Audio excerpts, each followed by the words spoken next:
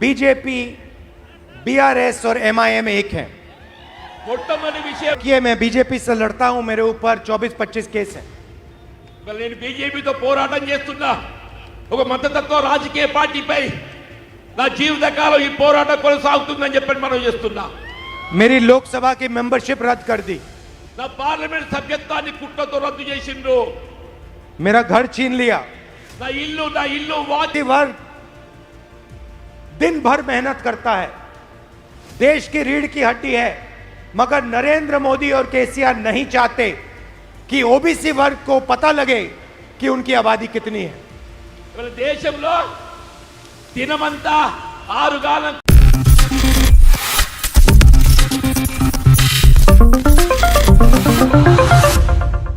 5 राज्यों के विधानसभा चुनाव को मद्देनजर रखते हुए हर एक राजनीतिक दल तैयारियों में जुटा हुआ है। कांग्रेस खेमे की तरफ से लगातार चुनौतियां दी जा रही हैं भारतीय जनता पार्टी को। ऐसे में कांग्रेस नेता राहुल गांधी देश के प्रधानमंत्री नरेंद्र मोदी के साथ साथ पूरे ही बीजेपी खेमे पर लगातार तंज कसते हुए देखे जा रहे हैं। वहीं अब दूसरी ही तरफ उन्होंने एआईएमआईएम पर भी निशाना साध दिया है। दरअसल मौका रहा उस वक्त का जब राहुल गांधी पहुंचे तेलंगाना, और तेलंगाना में जब उन्होंने कई विधानसभा क्षेत्रों में हुंकार भरी और उस दौरान उन्होंने न सिर्फ राज्य सरकार पर बल्कि भारतीय जनता पार्टी और एआईएमआईएम पर जमकर निशाना साध दिया। नमस्कार, मैं प्रांशी राठौर और आप देख रहे हैं नेक्स्ट 9 न्यूज। दरअसल आपको बता दें कि राहुल गांधी ने एक बार फिर से भरे मन से अपनी सांसदी बहाली को लेकर अपनी बात रखी।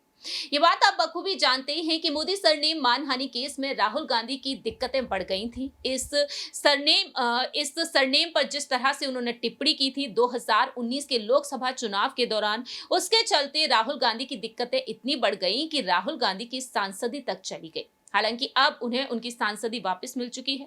2024 में वह लोकसभा चुनाव लड़ते हुए देखे जाएंगी। लेकिन इसी बीच देखा जाए तो अब यहां पर सांसदी वापस मिल जाने के बाद राहुल गांधी का कहना साफ तौर पर रहा है कि बीजेपी, बीआरएस और एआईएमआईएम अब एक साथ खड़ी हो चुकी है। 19 अक्टूबर के दिन राहुल गांधी तेलंगाना के करीमनगर पहुंचे और जहां पर उन्होंने डंके की चोट पर अपनी बात रखी। क्या कुछ कहा राहुल गांधी ने, सुनिए जरा। बीजेपी, बीआरएस और एमआईएम एक हैं। మొట్టమొదటి విషయము మన ప్రత్యర్థులైనటువంటి ఒక భారతీయ జనతా పార్టీ గాని, భారతీయ రాష్ట్ర సమితి గాని, ఎంఐఎంఏ గానివ్వండి గాక, ఈ మూడు కూడా ఒకే కూటమి। దయచేసి గమనించండి, ये एक साथ काम करते हैं। ఇదంతా ఒకసారి వీళ్ళు ఆలోచన చేస్తారు। చీకటి ఒప్పందం दिल्ली में बीआरएस बीजेपी की मदद करती है। వీళ్ళ కేంద్రంలో బీఆర్ఎస్ తెలంగాణ పార్టీ, కేంద్రంలో ఎన్డీఏ భారతీయ జనతా పార్టీ మోడీ గారికి మద్దతు చేస్తుంది। लोकसभा में बीआरएस पूरा समर्थन देती है बीजेपी को। వీళ్ళ కేంద్రంలో పార్లమెంట్ లో తెలంగాణ పార్టీ కేసీఆర్ గారు ఏదైతుందో ఎన్డీఏ ప్రవేశపెట్టిన బిల్లులకు అన్నింటికి మద్దతు తెలుపుతారు। और तेलंगाना में बीजेपी और एमआईएम बीआरएस को मदद करते हैं। తెలంగాణలో వీళ్ళ పరోక్షంగా ఏదైతే బీజేపీ కానీ ఎంఐఎం కానివ్వండి గాక ఏ విధంగా బీఆర్ఎస్ గెలిపించాలంటే ఒక కుట్రపూరితంగా వాళ్ళ ఆలోచన కొనసాగుతుంది। आप देखिए, मैं बीजेपी से लड़ता हूं, मेरे ऊपर 24-25 केस हैं। నేను బీజేపీతో పోరాటం చేస్తున్నా ఒక మతతత్వ రాజకీయ పార్టీపై నా జీవితకాలం ఈ పోరాటం కొనసాగుతుందని చెప్పి మనం చేస్తున్నా मेरी लोकसभा की मेंबरशिप रद्द कर दी, నా పార్లమెంట్ సభ్యత్వాన్ని కుట్రతో రద్దు చేసిండ్రు मेरा घर छीन लिया। నా ఇల్లు వాకిలు ఏదైతుందో బలవంతం లాక్కొని ఏంటి వేసిండ్రు। जब वो मेरा घर ले रहे थे मुझे अच्छा लगा। ఎప్పుడైతే నా అధికారిక నివాస గృహాన్ని బలవంతం లాక్కొని నన్ను ఇంటి నుండి వెళ్ళగొట్టాయి ప్రయత్నం చేసిండ్రు, నాకు ఒక విధంగా సంతోషం అనిపించింది। मैंने खुशी से घर दे दिया, ले आओ अपना घर, ले जाओ इसको उठा के। నేను ప్రజల కొరకు ఎంపికైన పార్లమెంట్ సభ్యత్వం పోయినాడు బాధపడిన వాడిని ఈ ఇంటి కొంత బాధపడతానా? తీసుకో తీసుకో। मुझे कोई घर की जरूरत नहीं है, मेरा घर पूरा हिंदुस्तान है। నా ఇల్లు కేవలం ఒక గృహం కాదు, యావత్ భారతదేశ ప్రజల హృదయాలు నా ఇల్లు నా గృహం అని చెప్పి మనం చేస్తున్నా. मेरा घर तेलंगाना के हर गांव में है, हर शहर में है. నా ఇల్లు తెలంగాణ ప్రాంత తెలంగాణ రాష్ట్ర పరిస్థితి నిరుపేద గుండెలో హృదయాల్లో నిలిచి ఉంది. ले जाओ उठा के मेरा घर. नहीं चाहिए तुम्हारा घर. నాకు నీ ఇల్లు అవసరం లేదు. నా ప్రజల హృదయాల్లో స్థానాలు కావాలి. నా ప్రజల హృదయాల్లో నాకు ఇల్లు కావాలి. దానికోసం ఏదైతుందో ఏ త్యాగానికైనా సిద్ధంగా ఉంటా అని చెప్పి మనం చేస్తున్నా. जहां भी हम चुनाव लड़ते हैं, महाराष्ट्र हो, राजस्थान हो, असम हो, वहां पे बीजेपी की मदद करने के लिए एमआईएम अपने कैंडिडेट खड़े कर देती है. మేము ఎక్కడ ఎన్నిక పోటీ చేసినా అది మహారాష్ట్ర కానీ రాజస్థాన్ కానీ ఇతర ఏ రాష్ట్రమైన కానీ నార్త్ ఇండియాలో ఏ విధంగా బీజేపీ గెలుపు తోడ్పడాలని చెప్పని ఎంఐఎం ఎన్నికల్లో పోటీ చేస్తుంది. तो भाइयों और बहनों, ये तीनों मिले हुए हैं और इनका लक्ष्य आपका जो धन है आपसे छीनने का है. వాళ్ళ లక్ష్యం ఏదైతుందో ఏ విధంగా కాంగ్రెస్ పార్టీకి విజయానికి ఆటంకాలు ఏర్పరచాలి, ఏ విధంగా కాంగ్రెస్ పార్టీ నిలువరింపజేయాలనేదే వాళ్ళ లక్ష్యం. ఈ కుట్ర కొనసాగుతుందని చెప్పి మనం చేస్తున్నా. दूसरी बात मैं आपसे कहना चाहता हूं. दूसरी बात मैं आपसे రెండో మాట చెప్పదలుచుకున్నా నేను. भाइयों और बहनों, సోదర సోదరి మల్లారా, मैंने लोकसभा में कास्ट सेंसस, जाति जनगणना की बात उठाई. నేను పార్లమెంట్ లోక్సభలో వీళ్ళ బలహీన వర్గాలకు సంబంధించి వాళ్ళ రిజర్వేషన్ హక్కులు జనాభా దామాషాలు కల్పించాలని చెప్పని వాళ్ళ సెన్సస్ చేయాలని చెప్పి డిమాండ్ చేసింది నేను. प्रधानमंत्री ने मेरे सवालों का जवाब नहीं दिया.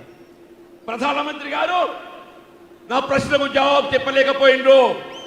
यहां पे आपके चीफ मिनिस्टर कास्ट सेंसस नहीं करवाना चाहते.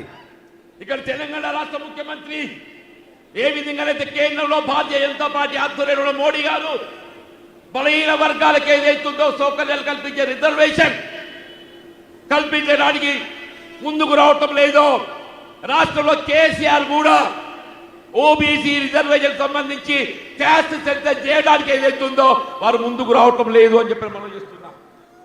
ओबीसी की जो सच्ची आबादी है वो ना नरेंद्र मोदी बोलना चाहते हैं और ना केसीआर. నిజమైన బలహీన వర్గాల జనాభా వాస్తవాన్ని వెలికి రానియడం ఏదైతుందో అటు మోడీకి ఇష్టం లేదు, ఇటు కేసీఆర్కి ఇష్టం లేదు. ओबीसी वर्ग दिन भर मेहनत करता है, देश की रीढ़ की हड्डी है, मगर नरेंद्र मोदी और केसीआर नहीं चाहते कि ओबीसी वर्ग को पता लगे कि उनकी आबादी कितनी है. ఇవాళ దేశంలో దినమంతా ఆరుగాలం आपने सुना कि किस तरीके से राहुल गांधी यहाँ पर भारतीय जनता पार्टी पर, राज्य सरकार पर और असुद्दीन ओवैसी की पार्टी पर जमकर तंज कसते हुए नजर आए हैं. आने वाले दिनों में ये देखना होगा क्या वाकई में यहाँ पर एक बार फिर से सत्ता में बीआरएस की सरकार ही आएगी या फिर कांग्रेस पार्टी. क्योंकि यहाँ पर देखा जाए तो तेलंगाना में बीते 10 सालों से जीत हासिल कर रही है बीआरएस और अब देखा जाए तीसरी बार भी मुख्यमंत्री बनने का दावा कर रहे हैं के चंद्रशेखर राव. ऐसे में देखा जाए तो के चंद्रशेखर राव ने घोषणा पत्र जारी करने से पहले साफ तौर पर कहा था कि एआईएमआईएम से उनकी मित्रता जारी रहेगी. लेकिन अब देखा जाए यहाँ पर राहुल गांधी जिस तरीके से तेलंगाना का दौरा कर रहे हैं, उनका कहना बार बार यही रहता है कि बीजेपी के साथ बीआरएस की मित्रता देखने को मिलती है, बीजेपी यहाँ पर बीआरएस की यहाँ पर रिश्तेदार है. ये बातें वह कहते हुए नजर आए हैं बीते पिछले कुछ दिनों पहले जब सोनिया गांधी, मल्लिकार्जुन खड़गे और राहुल गांधी सितंबर के महीने में तेलंगाना के दौरे पर नजर आए थे.